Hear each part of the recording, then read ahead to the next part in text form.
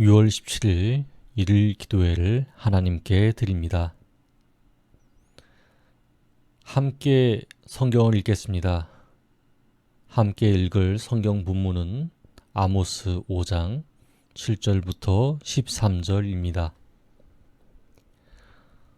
정의를 쓴쑥으로 바꾸며 공의를 땅에 던지는 자들아, 묘성과 삼성을 만드시며 사망의 그늘을 아침으로 바꾸시고 낮을 어두운 밤으로 바꾸시며 바닷물을 불러 지면에 쏟으시는 이를 찾으라.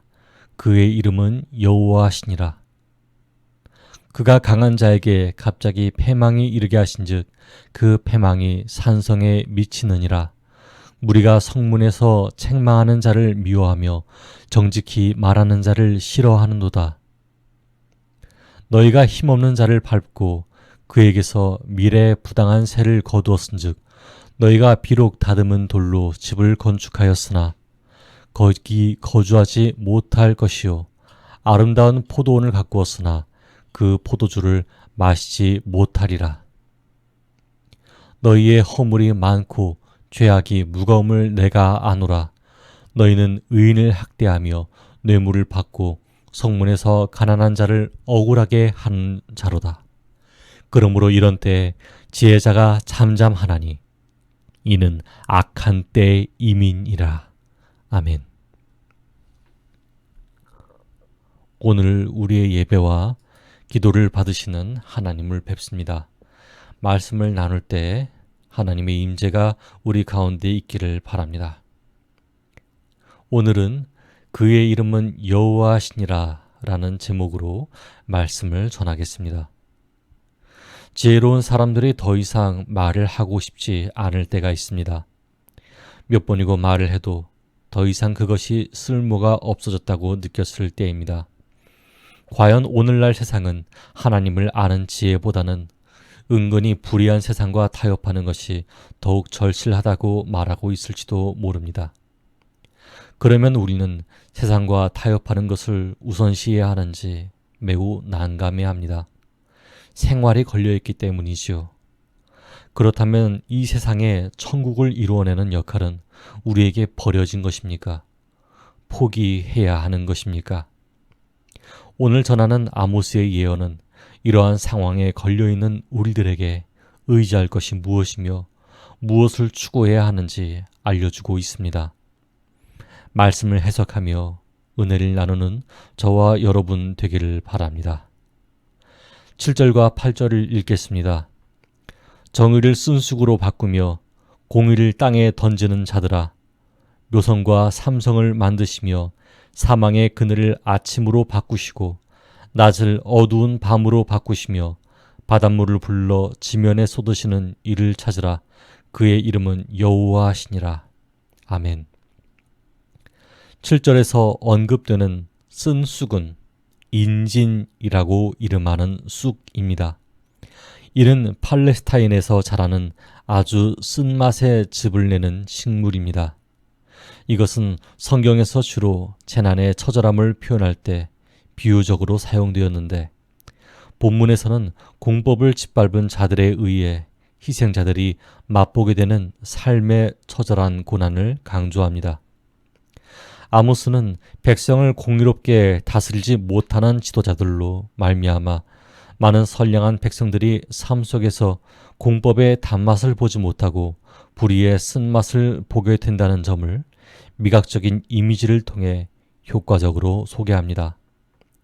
공법을 인진으로 바꾸며 정의를 땅에 던지는 자들이 존재하는 사회를 향해 하나님께서 전쟁을 통해 심판하실 것이라는 점을 지적해 줍니다. 그런데 이러한 일을 일으키시는 분이 창조주 되시며 능력 많으신 여호와라는 점을 알리기 위해 아모스는 그분의 위험스러운 활동을 몇 가지 소개합니다. 첫째는 하나님께서 신비로운 별자리인 묘성과 삼성을 비롯한 하늘의 별들을 만드신 점이요. 둘째는 밤과 낮을 주관하시는 점이요. 셋째는 해일을 일으키시는 점입니다. 하늘과 바다와 나를 창조하시고 자신의 의로우신 뜻에 따라 온 세상 만물을 마음껏 주관할 수 있는 하나님께서 이방 백성들을 보내어 전쟁으로 그의 백성들을 심판하실 때 그들은 그 심판을 수용할 수밖에 다른 도리가 없습니다. 아모스는 10절에서 그의 백성들이 하나님의 심판을 받을 수밖에 없는 또 하나의 이유를 제시합니다.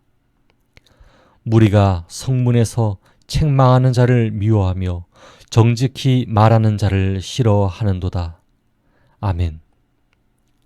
그것은 죄악에 빠진 다수의 백성들이 하나님의 법도에 따라 올바르게 판단하여 죄악에 빠진 자들을 꾸짖는 이들을 미워하고 싫어하기 때문입니다.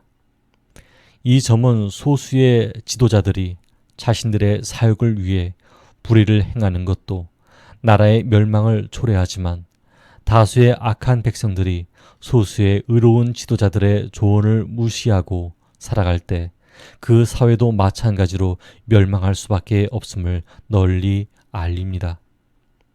아모스가 세 번째로 지적한 이스라엘 백성의 심판의 이유는 부당한 방법으로 경제적인 부를 자기 것으로 만들어 가져간 자들 때문입니다. 그들은 재물을 축적하기 위해 가난한 자들의 생존권을 담보로 했습니다.